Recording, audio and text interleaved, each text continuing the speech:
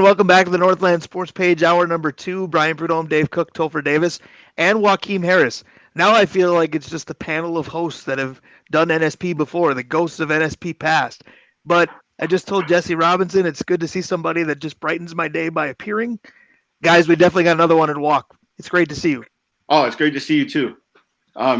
It's been a long while, and it's just nice to see faces of people. I run into only the people I work with. I come straight home, so just to see you guys gives me a little sense of what we called the old normalcy. So yeah, thanks for having me.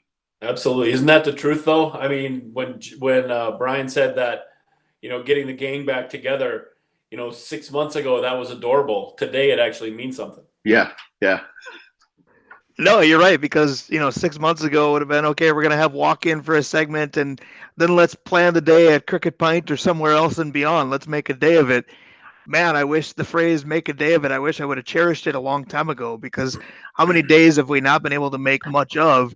This is just a completely different era. But again, Walk, and you guys, Dave and Topher, obviously know how much I like to say radio is not a visual medium. The way we've had to do this has been, but seeing people, like you said, Walk, is helping you get by. It is. It very much so. And, obviously I'm a social person. So, this is bothering me more than I can say internally, that I don't get the interaction that I get with certain people. So, I mean, if this is the way I have to do it, so be it. But, it's just nice to get together with, people you consider friends. So. Well, and you are a worthy guest on so many levels, because the COVID impact on your family is a bunch of different angles. Everybody's had their impacts, but you have 2 daughters impacted differently. One is a senior at Duluth East, or you can say was at this point, because they're basically done. But that senior year didn't go the way it should for most seniors. And then you've got a Duluth Marshall girls basketball player that Dave and I love to say hypothetically won a state championship. We'll never know, and that's the problem. You can take it daughter by daughter, if you will, and I'm not discounting the youngest one, but take me through those first 2. How tough was it for you to hear all of that, and how have they handled it? Well, I think, if we're, not kidding aside, because I think it's important that you keep a sense of humor. I feel like I first got robbed because that's a rite of passage for me, that I raised this 18-year-old and wanted to have the opportunity to be proud, to be emotionally overstimulated with her graduation and her accomplishments. All kidding aside, obviously it's very difficult for me to watch my daughter have to struggle. Obviously, the first 3 years of her high school career, she was dealing with an autoimmune disease. So she was dealing with illness, and, graduation was supposed to be a time of celebration, a time of healing, and we didn't really get that. But I want to commend the faculty and the people who support Duluth East, because they did make it special for her. The first day having the kind of like the drive-through ceremony, and then the next day actually creating the space so that my child could actually walk across the stage. I commend them for that, because that's a difficult position to be in. They were dealing with a lot, and then to try to make that special for every kid is a monumental task, but they did that. But now Elena's kind of good about it. She got her diploma. She didn't have to finish some classes, so she got to really do the senior slide. She was very happy about that. And I think she's adjusting. She's looking forward to going to college. She got some scholarships, and she's looking forward to moving on. From my middle child, obviously this is a little more difficult for her, because this is somebody I raised not really understanding basketball when she was younger, not knowing what it meant to her dad, and then actually becoming, as you like to call her, a gym rat. Literally Yes, I do. In the gym on a regular basis, trying to get better, and then going from Duluth East, which is 4A basketball, some of the toughest basketball in the state is played at the 4A level, moving down to 2A, which takes nothing and diminishes from what Marshall does, because they still play difficult competition, but she was thrust into a different limelight, and she was made to play like immediately. So that's difficult for a freshman to have to take on that role. And so as a sophomore, I like to say that Maritza kind of became in her own, and, just being able to watch her knock down like a key 3 in the finals to get her team to state. I mean, I can't explain how proud a dad I was. I literally was probably the loudest person in Romano gym at that point. But the simple fact is that they didn't get to prove that they were one of the best teams in the state. And that was the most difficult thing to swallow. You know, we say hypothetically that we think that she would have, you know, Marshall would have won state. There's no doubt in my mind. There's no doubt in my mind that they had done what they needed to do to knock off one of the best teams in the tournament at the time, and having the opportunity to knock off a team who maybe wasn't as good as Marshall. I believe they would have gotten to the finals, and I don't think they would have been stopped had they gotten there. I tend to agree with you. I think it's interesting that you said it could have been more difficult for Maritza, and I understand why, with the state tournament just kind of abruptly stopping. Is there any consolation, as she talked about, have you talked to her about? Elena's a senior. She's done. That's it. There's no going back. There's a lot of uncertain times, but assuming we get through this, you know, we're going to get through this. We're all in this together. Insert COVID cliche here. Maritza's got other years to be back at Marshall, to be an athlete again, to be, you know, we had CJ on the very first time we had a guest in this format, to be hungry to do the proverbial unfinished business.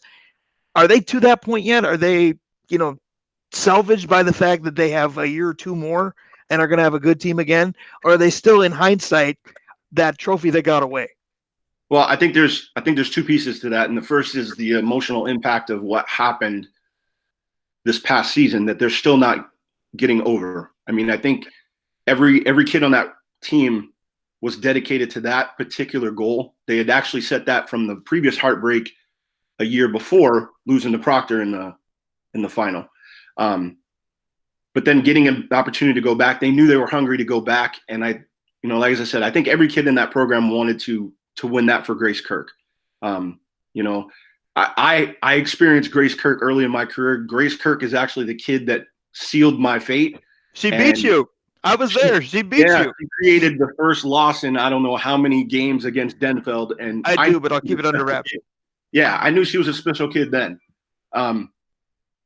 So I think we were all focused on, let's get Grace to state. Let's get Grace to a final. Let's send her off the right way. And so I think that left some unfinished business and some heartache. But I think the rest of the kids going forward know that, you know, all right, this is a natural progression. Regardless of whether COVID-19 had happened, Grace was going to graduate and we were going to have to move on with the program, right? So now you've got Gianna Neepkins, who's going to be in her senior year. You know, Gianna's pretty much on that, you know, just because I have my D1 offered doesn't mean that I'm not hungry to win a championship. And I think all the other girls are focused on that. So they've been chomping at the bit since they heard that they could actually get to a gym. You know, like, can we get in a gym? Can we do the things that we need to do? Maritza and the rest of the kids, like, have found unique ways. You know, CJ and Diami have been really good about creating like digital and online experience. We bought Maritza a dribble up basketball so that she can practice her drills and see herself getting better.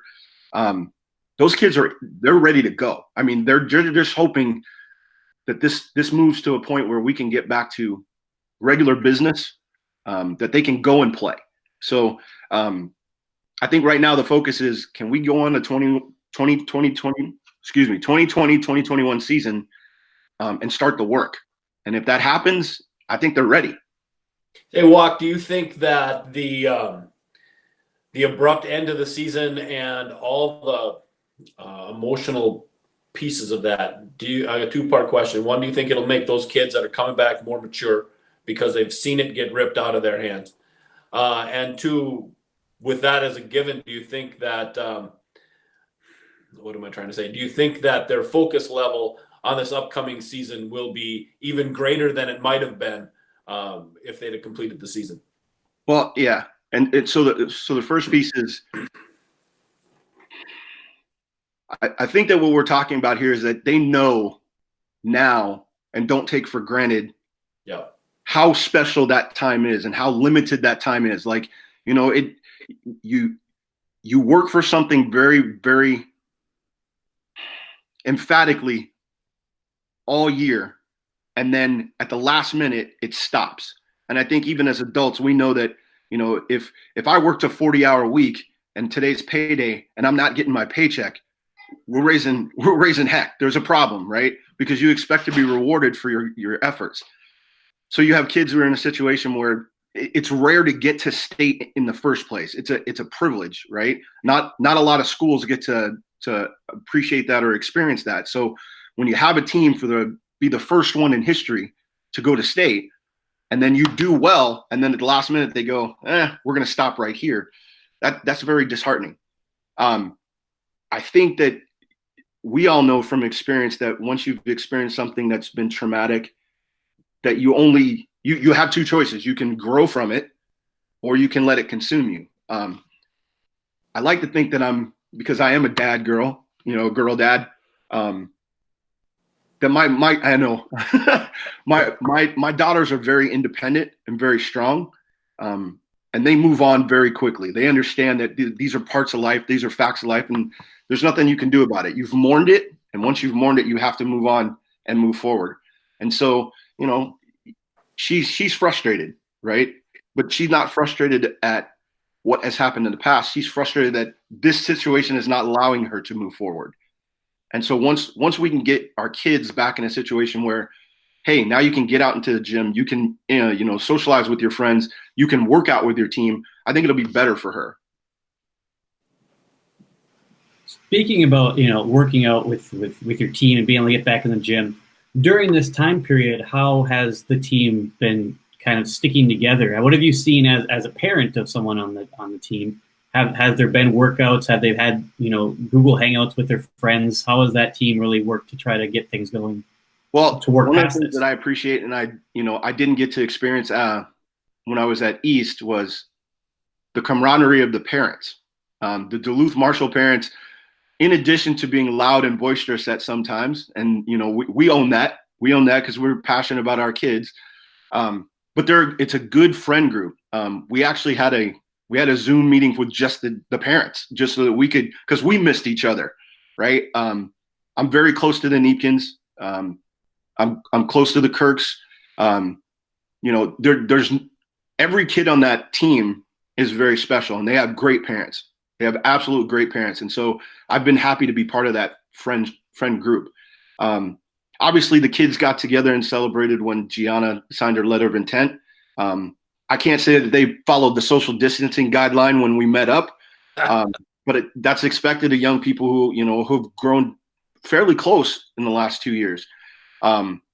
So they connect more so than anyone, and a lot of them still see each other because Marshall is still conducting school via e-learning. Marshall kids actually do Zoom for some of their classes. And so, they still get to see each other somewhat. But yeah, I don't know that, obviously CJ is on the West End and is chomping at the bit for his summer waiver to be ready. He's basically told everybody June 1st, you better get your stuff together. I was gonna say that's Monday. They better enjoy the weekend to the fullest. Enjoy the weekend because all that fun stuff ends in about 2 days. But that just shows the commitment of the team. Nobody is like, oh my God, we got to go back to summer workouts with CJ. They know what's expected of them and they know what they're getting out of CJ. But I think now that they've bought in year 2, it might have been difficult, but now they understand him and they're starting to buy in. I'm glad you mentioned the social aspect with the parents because it segued nicely for me. Because as you know, I'm married to a teacher, so I've heard the teacher aspect of distance learning. We are the Northland sports page, so we kind of pigeonhole to what does it mean to teams? What does it mean to athletes? Have the kids, your kids specifically, and I don't even mean just teammates, have they mentioned, what I miss? Just sitting in class next to so-and-so. I think we forget that these are still kids that want to be kids. Is that missed? They're not just missing the court. They're not missing a game. They're missing just being 17 and 18. Absolutely. And I think you hit it on the head, Brian, is the part that's disheartening for me is like, obviously I have 3 daughters and they're at different stages. One has graduated. So the social component for high school, she's like, I'm ready to be an adult and move on. Maritza, soon to be a junior, she's like her father. The social interaction is part of who she is. It's part of her personality. Yeah, she definitely misses that. And I think, as a young person, we all experienced that being kids. We couldn't wait for summer because we could hang out with our friends as long as we wanted, right? We could stay up late at night. We could go out all day and hang out with our friends. And this is stifling. It's very stifling for her. And then, of course, then you go to my 5-year-old who's ready to start kindergarten and she doesn't have her friends. The distancing and the e-learning is not helpful for a 5-year-old. she's driving me crazy right now. I mean, literally, she wants to play this game. She wants to ask this question. I don't know how many videos I've had to watch. Just the piece of kids interacting with people that are their peers is crucial at this time in their life, right? And so I feel like I respect what has been done and why it's been done, but I think it needs to be eased now. And I'd love to see my child be able to kind of interact with people her own age so that she remembers that she's still a child. Walk, we associate basketball with you. That's where our friendship started. So that's kind of the game that just kind of takes off. And we mentioned Maritza, et cetera. But the game that's actually attached to you as a title for a coach is football. And Yeah. summer is important to that sport as well. We just got done talking to Jesse Robinson about what is fall going to look like. Obviously, what do we hope fall is going to look like? As a high school football coach, what are you dealing with in terms of information, if you have any? What are you trying to do to prepare yourself and prepare your teams for what might and might not be in a couple months? Well, obviously at this point, I can't have contact with the kids because, we're not in our summer waiver period yet. So, a lot of my players have been scattered. I've seen them sporadically around town, like kind of, they play basketball together, they hang out together. I see them on social media, and every now and then somebody will contact me. But yeah, I've spent the better part of my life living in Duluth as a basketball coach. I was a youth football coach to start with. And then, just recently in the last couple of years, being a high school coach for football has been a transition. Obviously I spend a lot of time in the gym in the winter, and now that's not my regular norm. My norm is to be, July through October. And so that's a big change for me. What I do know is that if there's school, potentially there could be football, and we're talking about fall sports being in jeopardy. I mean, I guess in a perfect world, my hope is that kids will be able to start doing their summer workouts and that football will return in the fall. I don't feel optimistic about that. To be honest with you, I don't feel comfortable with that at all. I don't feel like decisions are going to be made to allow these kids to actually go out and do that. So the new normal is we just hurry up and wait. But I've not given any indication. I've not talked to Coach Heidela. I talked to Joel Brecken. Brecken and I had a conversation the other day, and he's like, it's 60-40. He feels like if there's school, there'll be football. But if school gets delayed, more than likely fall sports are going to be delayed, and that's not going to allow us to have a football season. I've been told to be prepared to announce to empty stadiums. So usually when I do my mic check, it's for you. Or if I get excited, I see you turn around and kind of give me the thumbs up. So you might literally be the only one I'm talking to at Ordine Stadium this year. So just be prepared for that. Now, Dave, go ahead. Yeah, I was going to say, we had just had Jesse Robinson on, as Brian had said, and their big move from the UMAC to the MIAC. From a high school coach point of view, does the conference that a college plays, will that impact your kids on whether or not they'd even, entertain an offer from a school like Scholastica now that they've moved up? It's interesting. I thought about that too, Dave. I think that there will be kind of a push towards kids wanting to stay closer to home.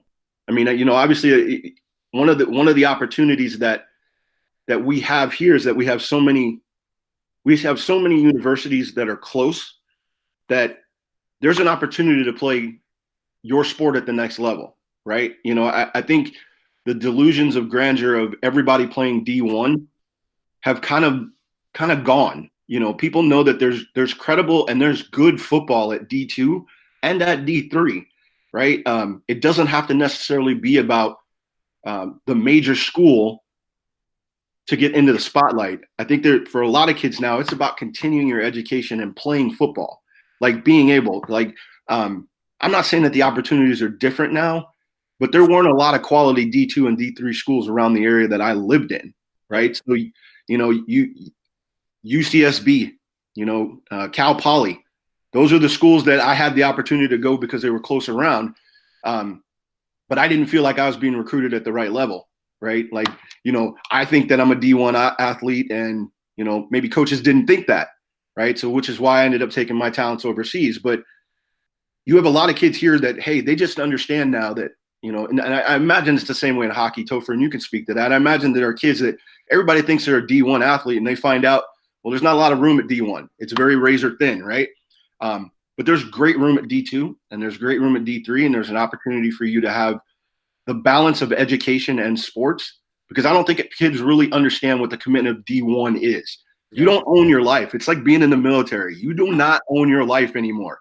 They tell you when to go to practice. They tell you when to sleep, when to eat. They tell you got to be at meetings, and you have to find a way to manage that along with your studies and along with attending class. And obviously, that's part of life. We've all experienced that. We all did that growing up. So I think that there will be a push, and I think recruiters will have a better opportunity of keeping kids locally in the city or even in the surrounding area. Well, kind of playing off that a little bit, Walk, you mentioned keeping things locally, and obviously in this area we're blessed to have UMD and St. Scholastica as options at the D2, D3, and even D1 in the hockey instance levels. But you mentioned keeping kids around home. Do you think this experience of kids being forced off of campuses and into their homes is going to result in kids more staying at home as well, or closer to home? Or do you think it's going to lead to kids, once they get the opportunity, to say, I want to get the heck out of here. Yeah. I'm going to UCSB. I want to go see Santa Barbara. Right. No, I mean, I don't think that the change in, you're talking about a transition. It's a transition period for children who are moving into adulthood, young adulthood. And that's never going to change. The variables on that are not going to change. There are kids who just want to get away from home. What I hope and what I believe to be the sentiment is that things are not bad at home. Things aren't so bad, being about mom and dad. You don't take that for granted. I mean, obviously, like my daughter, my oldest daughter, had every intention on doing her general studies here at Lake Superior College before moving on. But she's also a Greek kid, and Greek kids don't move out. Greek kids live with their families forever, and it's like I try to marry them off, but they're not going anywhere. But realistically, yeah, I think that there's still going to be that hunger and desire to be out on their own. I just think that kids will appreciate, and because of this experience, they'll understand what it means to be home and what it means to be with family. I mean, this experience, as a coach, I spent a lot of time out of the house. I spent a lot of time away from my family. For the first time in years, we actually use the dining room table for its intended purpose. We actually have family dinner together. When I come home from work, we sit down and we have dinner. We talk to our kids, and my kids tell me about their frustrations. They tell us about the things that I wasn't listening to before. So to answer your question, Topher, I don't think it's more so the students. I think it's more about mom and dad appreciating their kids being around a little bit more. Obviously there's that transition of you're getting on my nerves, you eat too much, you're costing me money, blah, blah, blah. Hey, I'm glad to send you off and you can be on your own so that I can have my independent freedom. But the reality is I don't want my kids to go anywhere. I love my kids even more so now, and I appreciate and understand what they're going through.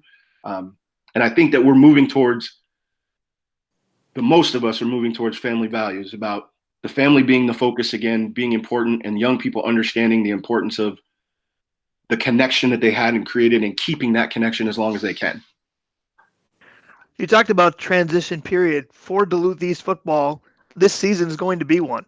You've got a ton of new kids at skill positions. We talk about, well, kids are hungry, kids will work out, kids take pride in being an athlete. But when you're relying on somebody new to be the guy, is this delay in being away from them or less access to them a little bit concerning? I know you haven't talked to Joe, but could delays be good, be bad, be both? What's your thought? Well, it also depends on, I think it really hinges on the spirit of the kid. I mean, you have kids who've been, I don't want to say that they're new to the program, but they're new to being exactly like what you said. They're new to being in the spotlight. So it's like, you got a Caden Edwards who's been sitting, in that position for 2.5 years. He's the guy, right? How do you replace the guy? Well, internal fortitude. What do you have inside you? You talked about, if I get an opportunity or how come I don't play? Well, you know why you didn't play, because it was a guy that was a little bit better than you at that position. All right. Well, now the opportunity opens up. Okay. So it's better to be prepared for an opportunity and not have one than to have an opportunity and not be prepared. Right. And so that's where we are now. you got guys who have the ability to step up into these roles and show that they weren't wasting their time at practice, the years sitting on the sideline, that as the backup. You now have an opportunity to put up or shut up. I think that the delay allows kids to work on their own, get that part of their game on their own. Like, it doesn't matter if we have practice, when we have skills training, you either are in shape or you're not in shape. And so if we have to spend time waiting for you to get in shape, that delays our ability to teach you what needs to be done. So do what you need to do to be prepared. The kids who step up to that, it'll be apparent when we get back to football. And the kids who didn't, you don't have anybody to blame but yourself. But obviously I have the JV guys, and the JV guys I've had since they were in the 7th grade. I actually coach these guys in youth. So it's exciting to have them as young men in positions. And I told them, I go, you're not going to sit here for long. I go, so you can't be sitting on the sidelines, complaining and talking about how you're not playing and this doesn't pertain to you. Pay attention, because next year that spot's going to be open and I'd like to see you take it. So I want to say that most of my guys have taken on that role. The kids that were chosen for captains, I had them as freshmen, so I know what they're capable of. So I'm just very proud to be associated with these young men. And I think that the expectation is that they're supposed to be as good as the skills players that we had last year. And I'm not looking at that, and I'm hoping that they are not feeling that pressure. It's your team now, and that's what I've told them is it's your team now. What you decide it's going to be is up to you. I think that's very valid. I'm going to put this out there just as an open forum question to all 4 of us. To me, it's still somewhat jarring when the bad news of COVID hit basically Friday the 13th, ironically, in March. I never thought at that point that we would be discussing whether or not sports in August and September would happen. Does that still floor you? Or is it just part of, well, that's the way the news has gone. Everything is postponed. It's part of life now. Well, I think the tough part of that for me, Brian, is that the target is constantly moving. So right now we're talking about 60-40 football. Well, that means that hockey might be 80-20 right now. But in 3 weeks, it might be 60-40, 40-60. And I mean, there's no certainty. And the certainty is the part that is wearing on me. The lack of certainty is the part that's I lost my primary job. There's part of me that wonders that I'm going to lose every side gig that I have because they're just not playing. And I didn't think on March 13th that 2021 could be affected. I guess I didn't think, though, that June 1st is Monday, that would have been affected when this popped in March. Did we all underestimate this? Oh, completely. I know that I did. I thought, okay, well, they gave us a guideline, and I'm like, when that guideline hits, in my mind, a naive mind, things will go back to normal, right? They're protecting us temporarily. I understood why, right? It was to give our hospital and our healthcare providers the opportunity to catch up and get ready and prepared for this particular pandemic. But after that, I'm like, okay, well, when the date hits, they'll release us and we'll go back to normal. And so when they kept extending the date, I still was in disbelief, right? I'm like, it won't go to summer. I'm not even worried about that. Well, here we are. It's June 1st on Monday, right? And so I'm like, okay, well, it won't go past June 1st. Like, something in my head says June 1st, yeah, they're going to allow us to start doing things. And that stay-at-home order is going to be kind of extended. And I think because of the extenuating circumstances going on in Minnesota right now, there's no choice but to extend things and to push things out. And so that's going to be weigh heavy on allowing us to do certain things. So I'm leery and I'm concerned about football and basketball season, and obviously, for some of you guys, for hockey, I don't see that happening either.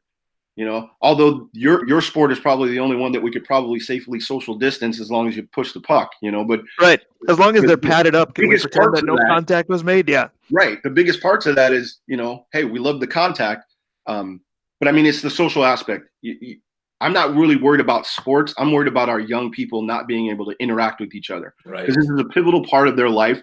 And this is it's part of growing up. You have to have that component. All right, so you mentioned the extenuating circumstances in Minnesota. We've got to talk about it. It was the most difficult week for most of our lives, I would assume, but I don't want to put words in people's mouth. 3 guys here are of white privilege. Maybe our opinion doesn't matter.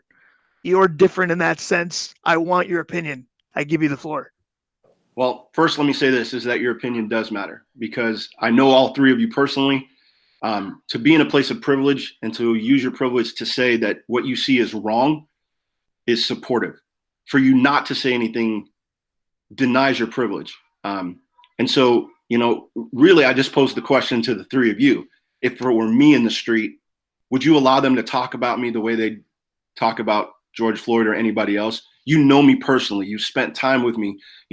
Brian, I've been in your home, right? We interact on a regular basis, and I know that the three of you are allies and supporters. For you not to say anything would make it more difficult. In that respect, I am privileged because I do have a support network, because I've been supported in my community. I've been part of the Duluth community for 20 years. I tried to deny that I'm a Minnesotan, but I am. I'm a Minnesotan, and I even say the words correctly too now. And obviously I'm trying to make light of a situation, but more to your point, I don't condone what's going on in Minneapolis, because I think that there are people who have peacefully protested, and they're being overshadowed by the looting and the vandalism and the violence. And I think it's one of those things that are extreme. The issue that was actually going on is being blinded and shadowed by this ignorance and hate. Hijacked, exactly. In the same manner that, someone who lashes out and says, white people this, white people that, please know that they're not talking about you, right? They're not, it's easy to get triggered by hearing those words, in the same way that I'm triggered when I hear about black people did this, black people did that. That doesn't apply to me, okay? It's a blanket statement that people use without thinking about the fact that there are good people who are not of color, who are allies, who are upset, who are using their privilege in order to make this issue known. I support and understand that people are protesting, right? And the reason why they're protesting is because the normal societal contract that we have, that we are all equal, is not being administered, and it's not being agreed upon. And we have a social contract with society that these are the rules that we're going to follow. And if people don't follow the rules, or even the leaders who put those rules in place don't follow those, it's very difficult for a people to actually buy into that contract. So you have this extreme side of people who have taken advantage, have hijacked, as Dave said, this opportunity to create diversion, to divide and conquer, and to make race the issue of the forefront. George Floyd dying, being murdered, and it being captured, and it being captivated by not just Minnesotans, but all over the country, says and speaks volumes to the outrage and the anger and the frustration that people are feeling. Unfortunately, there are others who have decided, because of that, now they can spread hate, create violence, create division, and take away from the real issue. I mean, nobody's talking about how many new deaths there are due to COVID, because they've been hijacked by the protesting and the violence that's going on in Minneapolis, in California, in Michigan, and Chicago. Well, to follow up to that, is it fair to say that fewer people are talking about George Floyd himself because of all of this? And that's really the travesty here, is that we've taken away from the fact that a man lost his life before even being proven guilty. He was accused of something, and then individuals, not police officers, individuals elected to take the law into their own hands. I have a lot of friends, and I hate to say that, because it's like saying, well, I got black friends. I have friends who are police officers in the city of Duluth. Right. I actually wanted to talk to you about that, because one of your very best friends, who I'm very close with as well, is in law enforcement. So you've talked about whites aren't necessarily Topher and I and Dave. Blacks aren't necessarily you. Police officers aren't necessarily somebody like Jesse Beasley. Please continue. Right. No, so it becomes this generalization, that people use that as a generalization. I wouldn't say that, I say that these individuals are bad. I would not say cops are bad, right? I have Duluth East family football members, basketball members. We have coaches who are part of law enforcement. very good people who I've grown to love and trust and respect and have been supportive of myself and my family, I wouldn't lump them in that category. And I don't think that that's fair that anybody does that. The problem, as I said, is that, right, nobody's speaking about George Floyd. And that's the focus and should be the focus right now. What's going on in Minnesota, I think, is despicable. And I think to use his memory and to use what happened to him as a catalyst for the anger and the violence and frustration is misplaced. However, I think there are people who are misunderstood. The reason for a protest is not that we don't respect leadership, we don't respect the government, we don't respect the rules of society. It's when you've been persecuted over and over and over, and these things continue to happen, and predominantly happen to a very specific segment of society. That particular segment of society just says enough. It's what we call the pylon principle, and it's like, how much do people have to take before they explode, before it becomes a difficult situation? And unfortunately, people of color have been told how to protest. And I don't know that you can tell anybody how to protest. I'm not, and please understand, I'm not condoning the violence that's going on. We're talking about targeted individuals who have decided to take advantage of this. There are people of color, there are people who are white, who are frustrated and angry with what is happening. And so they took to the streets to say enough. And their protest is being overshadowed by something that is not intended and was never intended to happen. And what's really, and this is future casting, what's really going to frustrate is when this is over, when the national media decides there's a new story. So they're going to not just stop covering the protest. That'll be the last you hear of George Floyd. Absolutely. I mean, nobody talked about Philando Castile after that situation. Young man who lost his life jogging. We're not talking about that anymore because it hasn't been sensationalized. But unfortunately, as I said, for people of color, they see that on a regular basis, and then that just adds on. It's the pylon principle.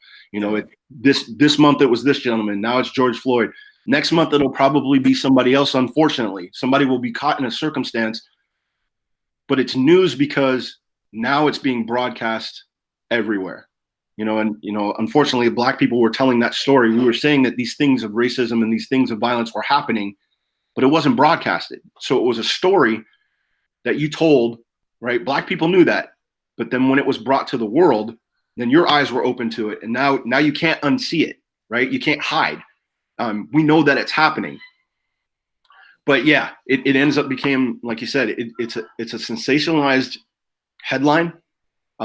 My hope is that there are people who are in organizations that are activists will take this and continue to move forward in a positive light to try to start communication. But there's not a lot of faith in those. It's like, okay, well, there's a conversation. Maybe some things change for a little while. The civil unrest stops, and as long as things go back to normal, people are okay with that. And then it happens again. And so there's a segment of the population that says, well, yeah, that's unfortunate, and then there's another segment of the population that's like, no, it keeps happening. It's kind of like when you're talking to children. If I tell my daughter not to go in the refrigerator or leave the refrigerator open, and then she does it a couple more times, eventually, we got to have a serious conversation because you're not listening to the message. And I don't mean to demean the situation and liken it to me raising my child, but it's very similar in principle. You can only have a conversation so many times before another action has to be taken in order for you to understand how important it is. So to that end, what do you say to people that have said we're rioting, for lack of a better phrase, because they don't listen to anything peaceful that we do? There's some merit to that, but on the same token, things can't continue the way they are. And if we don't get to an end to this until there's a conviction or what have you, I mean, the legal system, I've got an attorney on the dais here.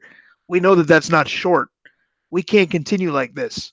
What do you tell people that are thinking they're doing right, and maybe in their mind it is, but overall it isn't? Well, I mean, that's a difficult proposition what you're saying, because again, it is not my place to speak for all people of color. It's not my place to tell somebody how to protest. I don't know what protesting means with you, because the tolerance level is what is different between people. What you can and cannot tolerate is going to be different based on who you speak to. You know, if I got stung by a mosquito and then I kept getting stung by mosquitoes, maybe the payoff for me of being out in the sun and enjoying my day is worth taking some of the stings. But eventually, those stings are going to become too much. And when those stings become too much, I have to take action. Right? Now I can protect myself, or I can choose to move myself out of the situation. So you have people who are not going to be able to move themselves out of the situation. You know, you can't not be poor. You can't not live in a bad community. You can't not live where there are not resources and then move, right? That's not reasonable for certain people. The stigma of being a person of color is that you have to walk both sides of the fence. You know, obviously I have to be an ambassador for my people, but I also have to speak up and say, you know, not all white people are bad. You can't say all white people are bad, because there are people who are supportive and they care. And, you know, but when you hear those things, like I said, we're not talking to you. I'm not talking to you, Dave. I'm not talking to you, Topher. We're not talking to you, Brian. So, you know, that language that you hear, you should just ignore that.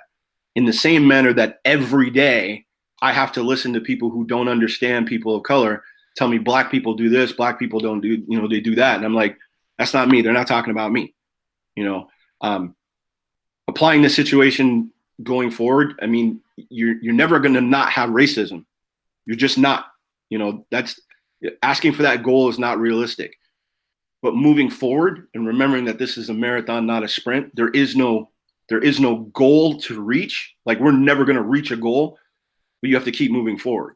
Yeah. Right. And so it's fix the problems as you see them, identify the problems as you see them, communicate where you can, do what you can, but being silent is no longer an option.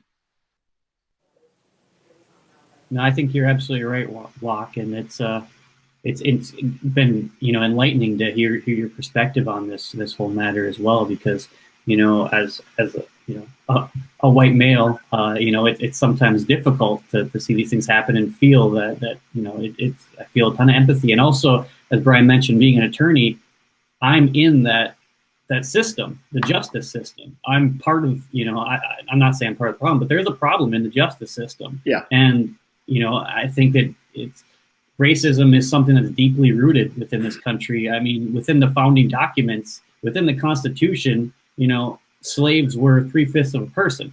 I mean, there's a serious problem that goes deep within the history of this country, and it's not something you can just brush over and pretend that that's in the past, and it's not something that's deeply rooted. It's not a surface, you know, wound. It's something that's deep in there that needs to get rooted out. And so moving forward, trying to have these conversations, these difficult conversations, because it's not fun. It's not, you know, easy to talk about, trying to get different perspectives and trying to find out what we can do as a whole society to move forward together and to find the best ways to get that going. And how does that conversation continue to keep going? How do we make sure that George Floyd doesn't die in vain, that what happened to him isn't something that's just brushed aside and forgotten about in a month, you know, and making sure that his name is always on our hearts and in our minds? How do we keep moving that going forward? Well, I think one of the things that you can do is, like, you know, the most powerful thing we talk about is when we say, you know, if you want something to change, you have to speak up. And, like, you know, so every 4 years we say, you know, get out and vote, you know, and people say, well, you know, my vote doesn't count. Yeah, but your vote doesn't count if you don't say anything, right? So in that same respect, it's not a matter of you being a social media warrior and going out and saying hashtag George Floyd, say his name, George Floyd. I appreciate what people are trying to do and what they're trying to say, but the sentiment to me becomes narcissistic. You want people to know that you're woke or you're active, you know, by posting on your social media. And to me, that's a vain issue. Pick up the phone and call the Attorney General. Pick up the phone and call your local leadership. You know, sign the petition at change.org, you know, to make things change. Be educated on what you can do. And so that's where things fall to the wayside. You know, everybody, like you said, as soon as the headline hits, you know, people want to be keyboard warriors. They go in and, you know, hashtag this and they support that. And then they get into spirited debates and conversations on social media. But what did that do? basically all you did was expose your thoughts, and maybe change the minds of some of your friends, right? I don't know how many conversations I've seen where people I know have said things that I didn't believe would come out of their mouth, and then now people are unfriending each other.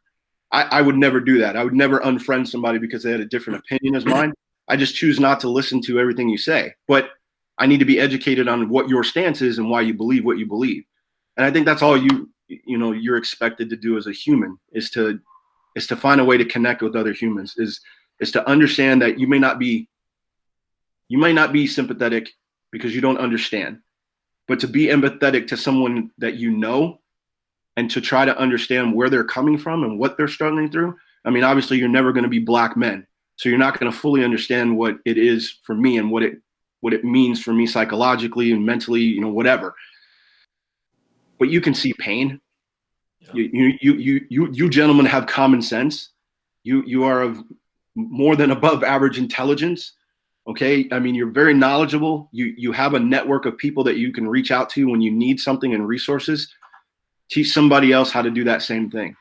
Right. And Topher, as I said, you're put in a bad spot because of your profession. Right. In my mind, the system, you get included in that conversation, unfortunately, because of what you do. But that's not you. I know you on a personal basis. That's not you. In the same way that you can't say all cops are bad. I saw, unfortunately, in this age, I'm like on every media of social media now. And so I was on TikTok the other night, and there was a sheriff from the South, and he said, all right, hey, if you're a good cop, if you're a law-abiding citizen and you believe in freedom and everything, just scroll past this. And so he paused for a couple of minutes. He goes, okay, so the rest of you racists and white supremacists and et cetera, he's like, take your badge off now and get out of the profession, because you're making us look bad and you're going to get me killed. And I thought that was a very profound statement, that someone now has to worry about their life simply because of something that someone bad did. But I think if you open up and reverse that, now you understand what black people have been saying for years. That's what I was going to say. Is that experiencing what you do on a daily basis? People who look like me commit crimes because that's in their nature, not because of their color, because that's the type of person they are. But then when society as a whole sees me that way, that's when it's very difficult, And like I said, somebody in San Jose who's protesting George Floyd, who doesn't know anything about Minneapolis, right, doesn't know what he did. And like I said, if it happened to me, they don't know that I'm a father, I'm a teacher, I'm a counselor. I work in my community. I volunteer in my community. I have what you would call a stellar record. I'm a model citizen. Okay. And there's nothing you're going to find in my background that you could say, oh, well, that's why that happened to him. But there are a segment of people that will say, see what I mean? There's a black guy who died, and, they'll find a reason to find why I did something wrong to commit, to put myself in that situation. It's just a difficult situation to be in, no matter what color you are. But the more you speak about it and the more you say something about it, the better this works. I mean, it's not going to be solved. And I hope you don't have that weight on your shoulders that your job is to solve it. Your job isn't to solve it, but your job is to continue to speak about it and to actually put action in place. One of the experiences that I've had over the last bit is the idea that it's okay to be super uncomfortable and awkward. I mean, we've had that conversation a lot, because I think if somebody's watching this, they may be saying, okay, but I don't know what to say, right? And so they don't. And one of the things that we've talked about is it's okay just to not know and ask questions. And so if you're watching this and you're like, okay, well, all that stuff is great, but I don't know how to do any of that. Well, but I think you nailed it when you said it's okay to be uncomfortable as long as you ask questions. Yeah. Because to me, that peels back to what Walk said. Yep. Most people, when they're uncomfortable, are going to sit awkwardly in silence. That's the worst thing we can do. Correct? Right. No, it hinges on you being in that uncomfortable position. And I hate to keep harping on it, but if I don't know a segment of people and I say something, I worry about how that message is conveyed, right? So, it's awkward for me to approach people in northern Minnesota especially up the range, because there aren't a lot of people who look like me in some of those small towns. And right, so as a basketball coach at Southridge, we had to go to those sort of small towns where I'm the only person of color in the entire gym, right?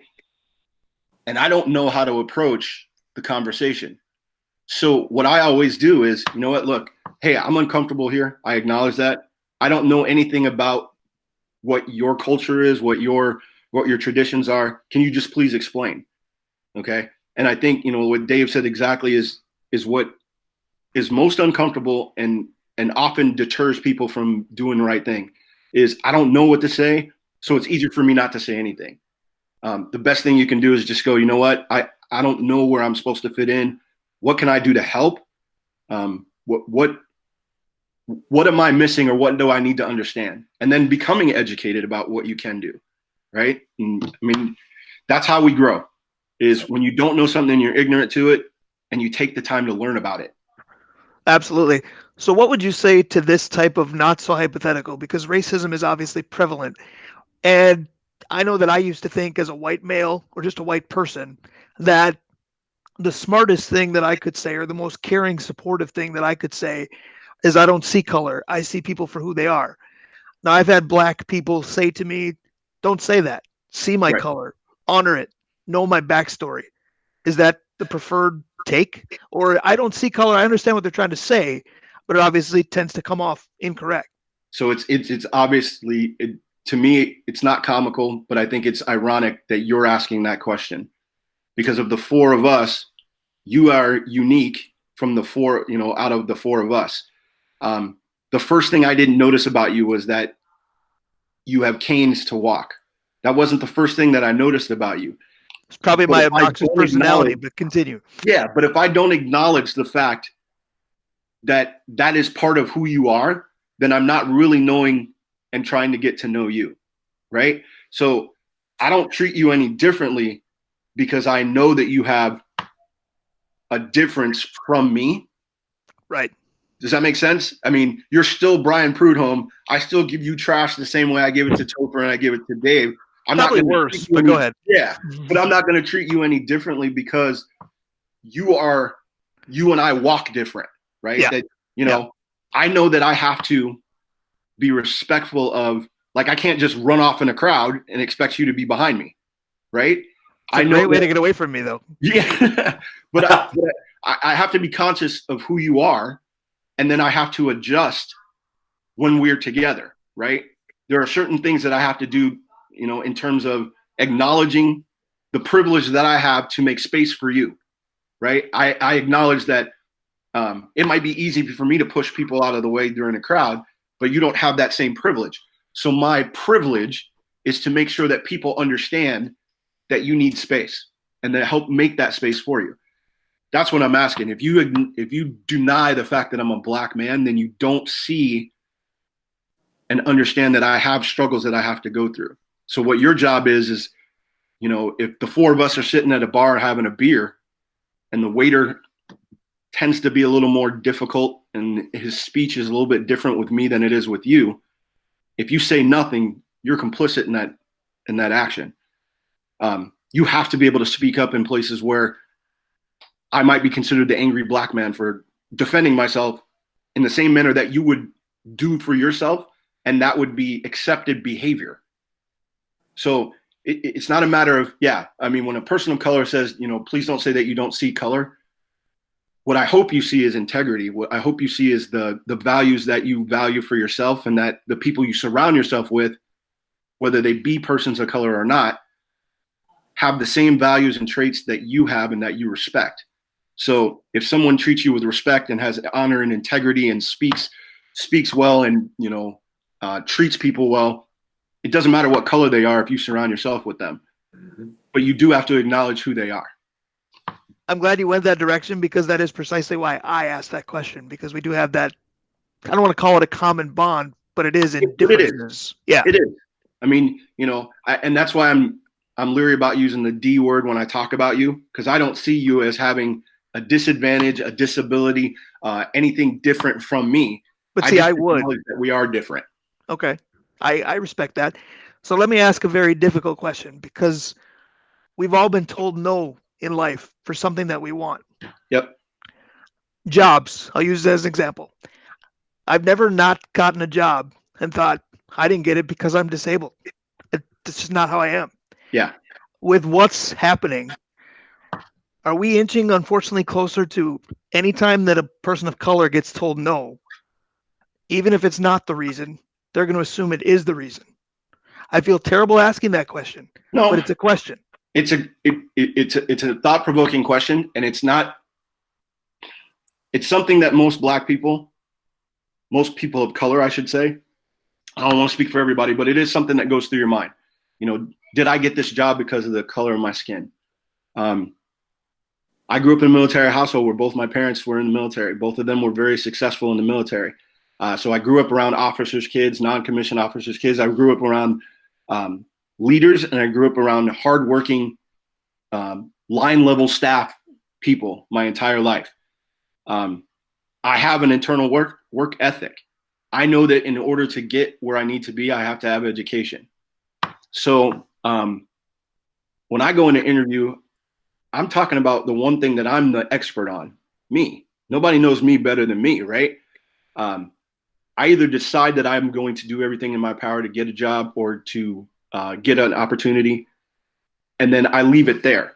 Now, if I can't tell whether or not I didn't get an opportunity because on an application somebody skipped over my name because it says Joaquim, and it doesn't say Bill Harris or Will Harris or whatever. But I don't worry about that. And if I did that, I would never, ever get out of bed. If I spent my entire life worried about what I thought other people thought of me, I would never get out of bed.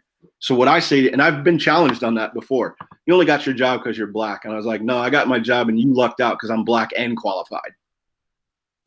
I've been in a room walk when you had that conversation, and you just turned it a little bit to a client of mine or a person that worked or came to a class that we were teaching who asked about being told no for a job, and you told them that's one of the best things somebody can do for you because you're not screwing around worrying about it anymore. Oh, absolutely. I mean, when you walk out of that room, a decision's been made. Yeah.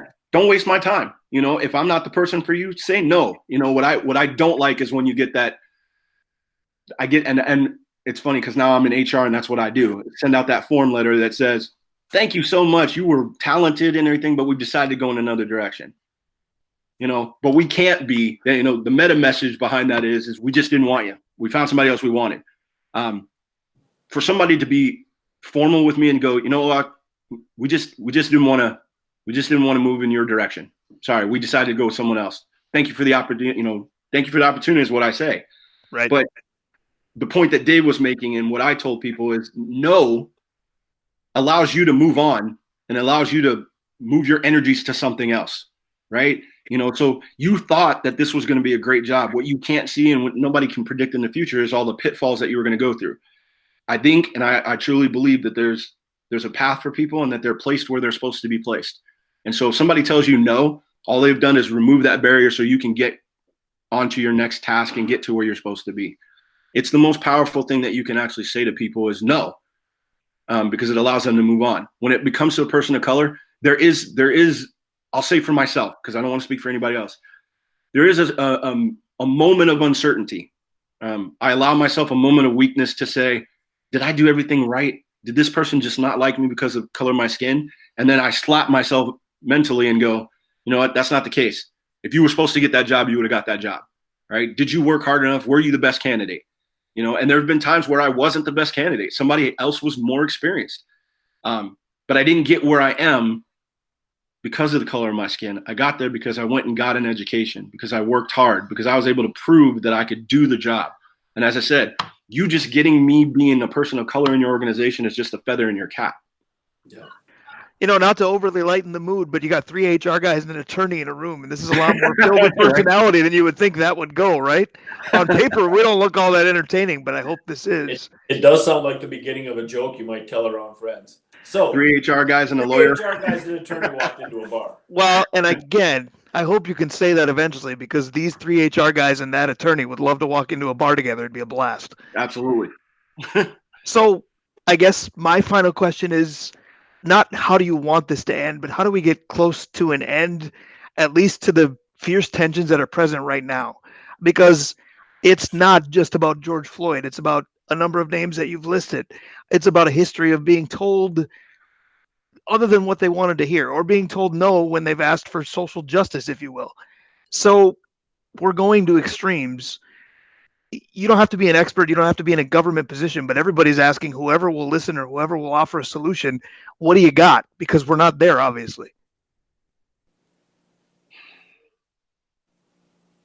If you take our situation, what's going on in our country, it started long before George Floyd.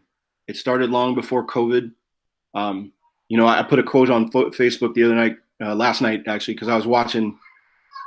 I happened to be flipping channels, and Romeo and Juliet was on, and it was the updated version with DiCaprio. And the opening line kind of just struck me immediately, about civil blood makes civil hands unclean. For the longest time, people have been, and there are still people who are in positions that if they don't want to deal with people of color, they don't have to, because that's not part of their societal makeup. That's not part of their surroundings and their livelihood and their everyday routine. What I want people to do is stop making every issue about color, about race, because there is no such thing as race. We're all humans, right? The systematic and systemic racism that has been created and is part of our culture has been placed there to make sure that people like yourselves and like myself cannot be equals, that cannot come together. It's intended to divide us. And so when you have a system that's built to keep people from communicating and being allies for each other, you can now start a class system, and you can divide people into haves and have-nots. You can divide people into political parties and opinions. And the more divisions you can put between a people, the more they don't see themselves as the same. So where I want this to end, and it's a journey, a good mentor of mine said, just look where we've come from. We've come a long way, but we still have a long way to go. I want people to understand that this is a marathon, that people, regardless of their color, have common threads. And if we can just get to those common threads and we can get to those common situations, we all share something together, right? Dave and I, we share something because we're parents, right? All four of us show something because we're professionals. We've all gone to school and we've gotten an education. We've all grown up in this community. We're all connected by sports. There are a lot more things that connect us than there are that divide us, right? We all live fairly close proximity to each other, so we can see each other when we need to. We're allowed certain freedoms because of our financial and economical status. Our likes and our hobbies tie us together in ways that people don't understand. To be part of sports, any part of sports, regardless of your connection, you understand there's a connection to it, right? And that's why I'm not excluding you, Brian, because you are a part of sports. Your connection to Duluth East and the way that you connect to those kids is part of that experience. And so we share that experience. The more we talk about those experiences, the more we'll see that there's commonality. And there are people who are actually in place that don't want us to connect because they find out that we're more powerful than they are, and they will overthrow that. And that threatens the status quo. The thing is that we have to keep pushing for that. And like I told my daughter, Maritza's going to be 16 on Tuesday. Okay. When Maritza's my age, there will be more people who look like her on the planet than has ever been in the entire history of people. And I said, what I hope is that her generation is the generation of, we won't tolerate this anymore. This won't be the norm. So, social and systematic racism won't be the norm. It'll still be prevalent because it ain't going to go away, as I said, but it won't be the norm. And that her generation will be the people that fix this in the same way that smoking became kind of outlawed and became this, oh, okay, you're an outlaw if you smoke now, right? You know, there are still outliers who are going to smoke. People are going to smoke, but it became commonplace to not have that be present in normal society, in restaurants and in buildings and, you know, in homes. Society doesn't condone smoking on a regular basis. Mm-hmm. And I think that's where we're moving, is that eventually the racism that has been created will not exist as it has in the past, and it won't be tolerated. So I know I said last question, but like any good journalist, you just say that and then you got another one. But you kind of alluded to it anyway, because you mentioned conversations with Maritza with her birthday coming, and you do have children of mixed race, and you've talked about being at the family dinner table together. My wife won't watch this much anymore because she's got 7-year-olds that she's teaching that are going to have questions, and she doesn't know how to answer them, and it gets choked up. Yeah. I've been emotional through this today. What have their questions been like for you, etc.? Well, you know, and regardless of the situation that's going on, my children have always been in that situation, right? You know, my children are actually in a position that they can pass. You know, my daughter Marita and my daughter Elena are completely, you know, they're very light skinned, so they can pass, which is difficult for me because I can't tell them what it's like to be white. You know, I have a biological grandfather whose father was white. So my great grandfather was white. But I don't know that side of my family. I don't know that connection. I don't have like a connection that I can say, you know, this is what it's like to be white in America. So the conversation for my children is understand that people are going to look at you and go, something's different. You know, something's odd about you. I don't know what nationality you are, but something's odd about you. It's the bridge this time. It absolutely is. But we were fortunate enough to last summer, I took my children to Greece, and my kids went to a wedding. And I said, the most powerful thing that you can take out of this is, of your Greek heritage, you are standing on land that has been owned by your people for thousands of years. You can trace your lineage back to a specific village on this island, and there are people who are your relatives that still exist here today. I can't do that, right? Because I'm of mixed heritage, and you know, my family has been split and divided, and because of differences, I don't know the true nature of my heritage. So I go back to my family reunion, and the name of the matriarch and the patriarch of my family is Trujillo and Garcia. Now I've been Puerto Rican my entire life, but I didn't know that one of the patriarch of my family was Spanish from Spain, and that he also had Cuban roots. So this was enlightening for me. So what I told my children is that you can't deny one part of yourself and immerse yourself in what other people see you as.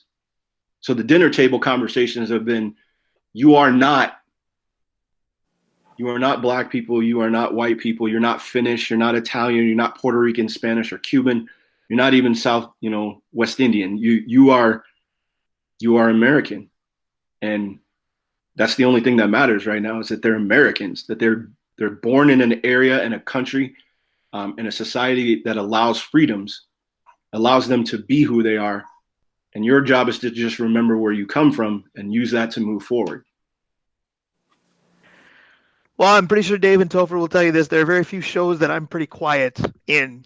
But this is one of those shows that I just wanted to listen to you. I love you dearly. This was difficult. I know it was difficult for me. I don't know if it was as difficult for you or comforting to have a platform to say something. I thank you for doing it either way. No, I appreciate it. Obviously, I know on your show this is more words than I've ever been able to get in edgewise, which is completely my fault. No. I think it's awesome. But no, I think when you asked the question, I had a conversation with Danielle, and for any of your listeners who and now viewers who don't know, my wife is white. I mean, she's Greek and Italian, but if you were to see her on the street, you just see a white woman. I know she's more complex to her than that. And so for me, there was a struggle. We had a conversation. She was like, are you sure you want to talk about that? And I think initially I was fearful of people will take what I say the wrong way.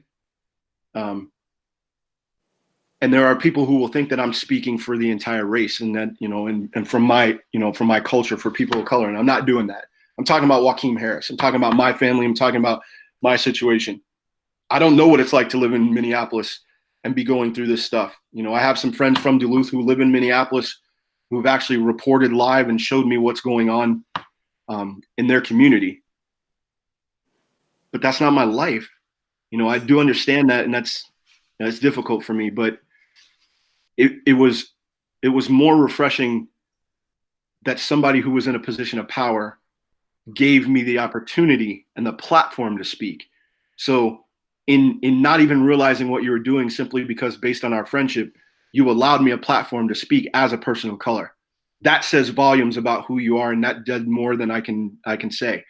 I have a lot of respect and admiration for the three of you gentlemen, and I hope you know that I see you as allies. I know that you're in the fight, and I appreciate what you're doing in the fight. But no, it becomes one of those situations where, like I said, I could have sat with my feelings and not done anything, or I would have went to social media and I would have tried to have a conversation and not be understood. I think that this medium and this forum has allowed people to maybe hopefully ask questions, and I hope that people will seek me out. Try to friend me on Facebook, try to find me on social media and ask me questions. And I also know that there'll probably be some backlash with that. But that comes with the territory. And I'm looking forward to conversation that's different than mine, so that someone can ask me questions and I can further explain how I feel, right? Because that's how you get to know people, is you ask them questions about them. Like, I would never ask you what it's like to be white, because that's not fair. Your experience is not the same as Dave's. It's not the same as Topher's. It's not the same as anybody else's. All I can do is ask you about your experience and learn who you are. Yep. Well, I can assure you that Danielle's hesitation was echoed by Dave and I. I mean, Walk, you even know this. I texted you almost on the daily. Are you sure? Are you sure? Are you sure? And part of it for me was, we bury our heads in the sand if we don't talk about it to some level. Right. But just as you didn't want to speak on behalf of everybody, I certainly didn't want to. But you validated our opinions early on. Couldn't be happier we did it. I'm very choked up about it, but I couldn't be happier we did it. Oh yeah, what you're seeing is composure right now, because I don't know that in any other format I would feel comfortable being able to speak. Obviously, I'm not afraid to speak. I don't have a problem filling up the air. And if I was socially asked to speak, I certainly would. But there's an air of comfort being able to speak in a place that you're safe. And so in that respect, I appreciate and thank you for creating a safe space for me to speak. Yeah. I'm with Brian on this. The emotion level is I mean, Walk, we love you, man. And this is awkward as I always am. I appreciate you. I appreciate your awkwardness, because it shows that you actually aren't sitting with this going, well, this doesn't pertain to me. And so if you're awkward about it, it's because you're invested in this. And I appreciate that. And you have to know that there are people, and that's the beauty of it. And I guess that's what my challenge for you is. And I'll leave that at this, unless you have other questions, is that there are other people. Don't tempt me with that idea. No, no. And I want to continue to entertain any questions you have, but there are other people just like me. There are other people of color who are just like me, who are professionals in what they do. They are business owners in our community and across this nation. And I encourage you to not be afraid of somebody. Go speak to them. Just go speak to them. Literally, even if they're, even if you're not received in the way that you intended to be received, the very fact that you're willing to reach out shows that you have a care and commitment to people, not people of color, to people, and that's what you have to do, is just reach out, get to know people. Right, Walk. And I want to thank you very much for the opportunity too. This has been, for me, it's being able to embrace the uncomfortableness of the conversation has been important, and it's been emotional, and I think it's a good conversation to have, as uncomfortable as it can be. No, I appreciate you, Topher. And like I said, I know your heart, and I know that you're a good man. We've had some good conversation. We've had some laughs together. I'm still getting to know you, because it's a new friendship, but there's nothing that I feel uncomfortable about with you. Like, I know that you would be an ally. I know that you would be supportive.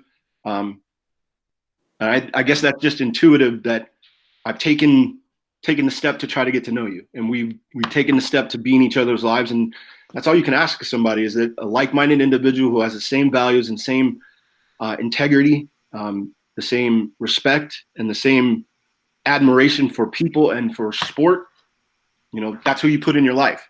You get to choose who's in your life, and I'm very grateful to be in yours. Well, I appreciate that, and I know that. Speaking for Brian and Dave too, I know we're all looking forward to getting back together again. Oh, I can't wait for that. sit down over a beer. I need a real hug and a beer with Walk. I feel like I need it in the next 10 minutes. We're gonna have to actually make like a day or a weekend out of this, because it's not going to be like, hey, let's just sit down and have a beer, because there's just so much that's going to want to be said, and I think the difference is that when there's that interpersonal connection again, right? Man, just stuff is going to flood out. Well. And I will always be Brian Prudhomme, your friend, first. But Brian Prudhomme, the reporter, struck again off one of your last answers. You've been so level-headed as we discussed this. Not everybody is, regardless of color. What would you tell somebody that isn't as level-headed to get them to where you are, to see every side and to be calmer about it? Or do they not have to? I really don't. I don't think you can do that. Like, we have somebody in our life, an older gentleman who has a different opinion than I do. He doesn't see, we got in a conversation about Black Lives Matter. And, so somebody had posted that, and that triggered him, and he said, all lives matter. And I said, I don't disagree with you. All lives do matter. But the simple fact is that right now you're not being persecuted, right? They came up with the slogan, Blue Lives Matter. Nobody seemed to have a problem with that. Then it was all lives matter. So my opinion was, well, why is it that there's a problem when we say black? To which his rebuttal was, well, why can't I say white lives matter? And I said, well, who says you can't? He says, well, I'll be viewed as a racist. I said, is that what you think of yourself? I mean, when you say white lives matter, but what have you done to support other people and other people's views, right? I wouldn't be offended by somebody who says white lives matter if I could read their bio, if I could talk to them and find out why they feel the way they feel. So it's not a matter of all lives don't matter, because all lives do matter. But to put somebody in a position to ask them to see something that you do, we do that on a regular basis, right? When you persuade your friends to go have a beer with you, you're trying to get them, hey, you know what? It's going to be a good time. You're selling them on this experience. Right. I can't give you what you don't already internally have, and what you're not willing to learn, right? If you're not willing to not, and maybe this is a mechanism that I learned when I was younger, is not to react every time somebody says the N-word. Like the first time you get called that, it's confusing, right? And there's a lot of hurt and a lot of pain, but that word only has power if I allow it to have power. So someone to say that to me, initially, it hits a pressure point, but then I have to step back, and I'm like, this person doesn't know me. That word doesn't apply to me. I don't fit that description. But you're never going to get people to, it's the same, like, if you're a Minnesota Bulldog hockey fan and you're a University of Minnesota hockey fan, you're not going to get those people to be level-headed when it comes to the rivalry, right? Well, mainly because it's Dave, but you're spot on. Because it is Dave. Dave's the one on the wrong side of history here, but but my point is that people have made up their mind who they are. You can only give them information, and what they do with that information is up to them. And what you hope is that you've been convincing enough for them to actually do their own research, to reach out and to find a way to actually see the other side. Like, I don't agree with everybody in my life, but I respect that they have an opinion, and I don't try to change their opinion. I just let them know, this is what your opinion says to me and how it affects me. And do you understand that? In the same respect that I'm like, okay, I understand why you feel the way you feel. Agree to disagree, right? We do that with sports all the time. Sports becomes objective. I agree to disagree who the top 5, players of all time, and, to segue into your sports program, we just got done watching, The Last Dance. Yeah. Now, you can say what you want about LeBron James being greater than Michael Jordan, but I lived it, and there's nothing you're going to say that's going to change me about Michael Jordan being the greatest player of all time. And I'm on Walk's team on that one. That's easy. One of the deciding factors with that was, think about the change that Michael Jordan brought to the NBA, the global change. You know, Dave Stern said before he passed that the NBA was in like 83 countries. And after the second three-peat, the NBA was in 228 countries. And Michael Jordan did that without a social media platform, without the internet, okay, without all of the mechanisms of mobile apps that exist. He did that based on the strength of his hard work, okay? I'm not saying that LeBron James is not one of the greatest, if not, you know, in the discussion to be one of the greatest players of all time.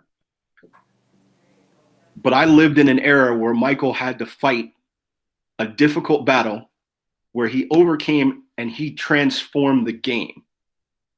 And, you know, LeBron didn't transform the game. He's an evolution of the game. Mm-hmm. You know, he became bigger and had to be that size in order to dominate in the game. That was all. I mean, if you take the parallel, Michael had to get stronger in order to beat the Pistons, right? LeBron had to leave Cleveland and go play with Dwayne Wade to win a title. The Bulls had to go get Scottie Pippen, had to go get Dennis Rodman, right? They started putting pieces in. So the parallels to the greatest of all time parallel the conversation that we were just having. It's all a matter of perspective. It doesn't matter what I tell you. You still got to make up your own mind and do your own research, and you're probably going to say something that's different than what I believe. And I have to respect you on that simply because you have an opinion, and your opinion matters. I mean, I'm not the basketball expert and guru. I just happen to have knowledge of the game and have been playing it and been around it for a certain amount of time. So my conversation has merit, but that doesn't mean that it can't be disputed. I was going to say, on this platform of 4 people, yes, you are. But, Walk, I don't know how you did it. You educated us, you lightened the room, and most importantly, you reminded us that we are a sports program, because for the last hour, we really haven't been. But again, if we had been, we're just not focused correctly today. All I can say is thank you. Anybody else got parting words? Go for it. Walk, like Brian said, thank you for making this possible. Thank you for having this conversation on a day that it's not all that much fun to be here. But you help clear the air, take the pollution out of the air, maybe. I don't know how you'd say it right, but I appreciate you and love you, brother. This was something. Sentiments yeah, absolutely. Walk. No, sentiments are the same. I dearly appreciate all of you, and I appreciate what you do. And as I said, what you don't realize is how big of a presence that you just created. Even if this doesn't go any further than our community and, you know, the loyal fan base of listeners, it's been archived, and at some point, someone has the ability to access it, and someone may learn something from it, and they will know that you were at the forefront, that you actually made a stand, and you have to know that. And I hope that fills your heart for at least today, that you can get through your day knowing that what you did was good, what you did was right, and you used your white privilege in the right aspect, and you used your sports program to talk about something that was difficult. So that's how you use your platform, gentlemen. That's exactly what we need. Well, I can't recap it better than that. I may never have a more difficult Northland Sports page. I may never have a more rewarding Northland Sports page. Thank you all. Yep. Thanks, guys. Thank you. We'll be on the radio next week. We promise. Have a good weekend.